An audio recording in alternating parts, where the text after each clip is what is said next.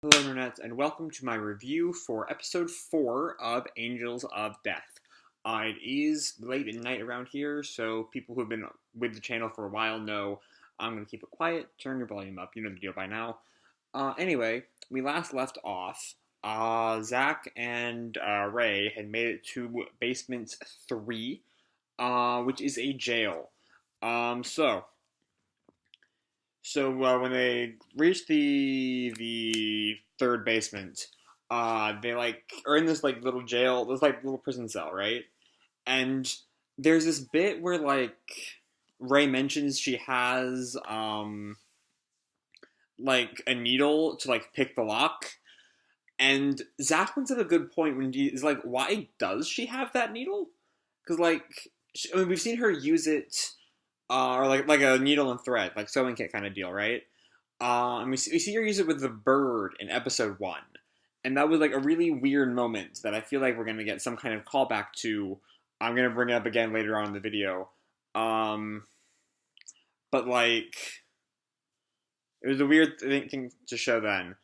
And I'm kind of curious, what exactly that says about her stitching things back together then.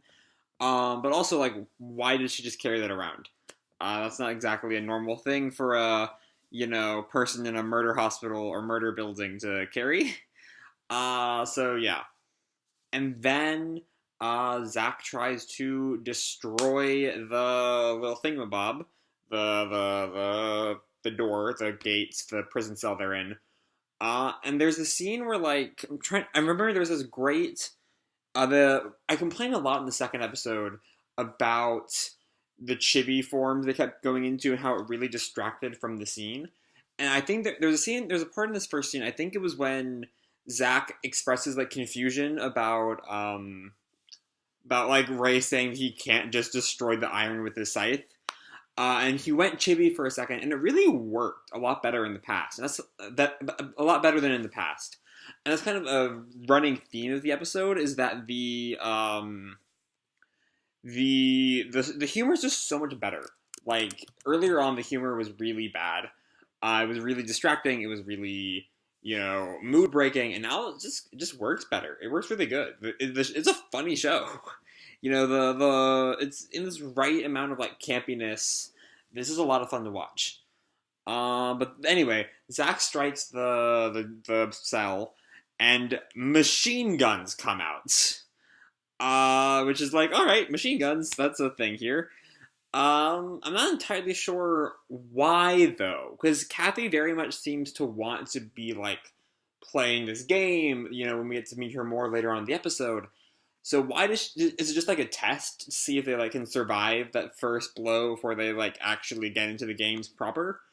That the rest of the episode focuses on, or is it just I don't know. That makes the most sense to me. So I'm gonna say that's right.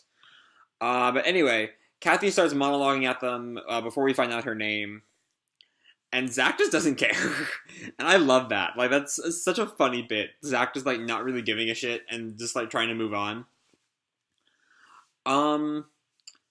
And then Kathy tells them before they can actually continue, they need to take mugshots, because her whole thing is that she's a prison warden. And they have to, all criminals need to have their mugshots taken before they can be arrested and all that jazz. And I'm not entirely sure if that's just part of her character, or if the mugshots are going to come back into play later on in either this floor or the show as a whole. I don't know. That's just a random thing I thought about. And then we get to the mugshot scene itself, and it's just really funny. The humor, as I've said before, is just so good this episode. It's really funny. We have, I really love the bit at the end where, Ray is telling him not to, slam down on the camera right as he slams down on the camera. It's a great bit. And then the picture comes out all blurry, and, he just doesn't care. Because, whatever, it doesn't matter. Yeah, that was a really great bit. And then they move on, and they get to the room with all the mannequins. I swear to God, my first thought was, if those mannequins start moving, I'm gonna freak the fuck out, because mannequins are, right in my creep factor. I don't do well with them. I'm gonna blame that on Doctor Who, by the way. Um, but yeah, and so they're in the room with the mannequins, and there's like the doors like caged shut, and Zach goes to try to like break down the iron. He's like, "Wait a sec, this is iron. That won't work." And there's another really funny scene as Ray is like, "Oh wow, you're actually learning from your mistakes." Which I thought was a lot of it was cute, and honestly, I'm really starting to love the two of them. The two of them have really like grown on me more and more as the series has gone on. And I really like that. You know, they're becoming a lot more compelling characters with every passing episode, and it gives me a lot of hope for where the series is going to go. Even if I don't know how they're going to, maintain the, three remaining floors for the next 12 episodes, I'm still a little bit worried about that. But other than that, I'm really, really digging these two characters, and that's really what I'm here for most. Especially like with the humor, I don't really think the show is that like scary. I think it's not really much of a horror. Um, it's just like it's campy and the characters are fun, and that's really what I'm here for. And so anyway, they're in the mannequin room, and Zach, is like looking for a place to sit, and so he sits in the big, obviously an electric chair, in the center of the room. And given Zach's, big murder obsession, I'm kind of a little shocked he couldn't tell that right away. But whatever. Maybe it's more into like indiscriminate killing and not like execution. But anyway, Zach is like trapped in the chair, and Kathy comes on, and she starts setting up our first of the two main puzzles of the episode. That the electricity running through the chair, and Ray has to figure out how to free Zach. But meanwhile, Zach is like screaming in pain, and I love the fact that he's like screaming through the commercial break and the eye catch, and like when it comes back, you can still hear him screaming. It's a really funny bit. Um, Speaking of the whole puzzle electricity thing, that was really like it was the first time it became that this whole floor is really the first time the show has become crystal clear that this is a video game adaptation. You know, with Zach and with the Zach floor and with the Danny floor, it's felt like it might be a less obviously interactive story. Given that Ray was just kind of like running away from them. Um, Same with the Eddie floor. Even if there was a bit of puzzle solving, it still felt like very much non-playable characters. Or, that's a weird way to put it. But like a normal TV show. Characters are interacting with the world and investigating things, but not really player controlled. But with Kathy, this floor is very much puzzle based in a way that feels very much like a video game. Take that what you will. But like that was really, really, really the first moment that like if I had not looked into the series' background, that would have been the moment where I'm like, oh, this is a game adaptation. It's such like a clear puzzle structure. But I do like her, using what Kathy says about like the eyes of the mannequins mete out punishment to what could just be interpreted as a bit of like drama from Kathy, who's a very dramatic character, into puzzle solving. I really did like that, her using that to figure it out. But anyway, Zach gets freed after Ray destroys all the mannequins, and he has this look at the destroyed mannequin that to me seems to call back to his reaction to seeing the sewn up bird way back in episode 1 that I mentioned earlier in the video.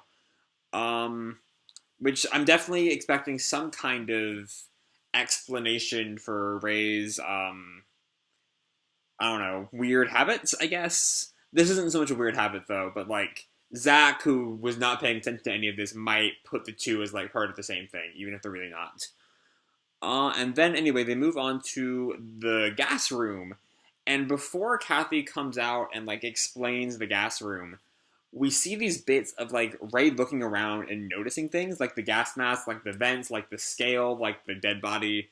I love, like, getting to see, Ray kind of figure out what the gas room is for. Even if it does kind of feel like the puzzles I do feel in this episode, both this one and the electric chair puzzle, do kind of feel like an animated strategy guide, not gonna lie. As much as I am loving the Ray Zach scenes, it does kind of feel like a strategy guide. Which is a weird thing to say about a show, but it's true. It's true. So yeah, and then Rey, it seems like she has the room figured out. You know, that the just match a weight to the severed foot based on the little writing she sees. Um, and then the episode just kind of ends. You know, it seemed like she's hit another like roadblock. But the end is just kind of weird. It just kind of stops. Not really doesn't really feel like this is an end of an episode. It just feels like, oh, we ran out of time, and this feels kind of cliffhangery. So let's wait till next week and see what happens next. Which is kind of probably my biggest complaint with the episode, other than the kind of strategy guide feeling I got from the chair room. You know, it just doesn't really feel like an episode. It feels like a part of a longer episode. But I feel like this episode definitely continues Angels of Death's marked improvement compared to its earlier episodes. It's getting funnier. It's just becoming it started off being a show that I really wanted it to amp up the tension and leave the weird attempts at comedy behind. And now I'm like, keep the comedy going all the way through. Zach is hilarious. Almost every line Zach has got a laugh from me this episode. There was just like something with his like near impeccable comic timing. It was just so funny. But yeah, I'm also, you know, really want to see where we go from here. Once again, it seems like Kathy probably knows more than Rey does about her own past. Maybe not as much as Eddie, because Eddie made this big deal over Rey's past. And I'm not sure if Kathy knows about all that, or if she just doesn't care enough about Rey. But I am excited to see where she goes from here, even if I feel like Kathy is far from the most Kathy, to me, seems like the villain with the least relevance to Rey. You know, Zach ended up as her companion. Danny was supposedly her doctor. Eddie was some, you know, psycho love interest. And Kathy is just kind of she seems very interested in Zach, I feel, and she's not all that really interested in Rey. I don't know exactly how that's gonna play into the show in the future, but I'm excited to see where we go from here. We still have 12 episodes, and really, I don't know if I can't really imagine the show keeping up this kind of structure with the third basement more than another episode or so. Like, so I don't really know how it's gonna stretch out to 16 episodes, given that, you know, we'll probably be at the second basement by episode 6 at the latest. You know, maybe the end of 6 at the absolute latest. But I can't imagine this 4 going on to episode 7. That just seems a little excessive. But yeah, that's really all I have for this week's video. Or this week's episode.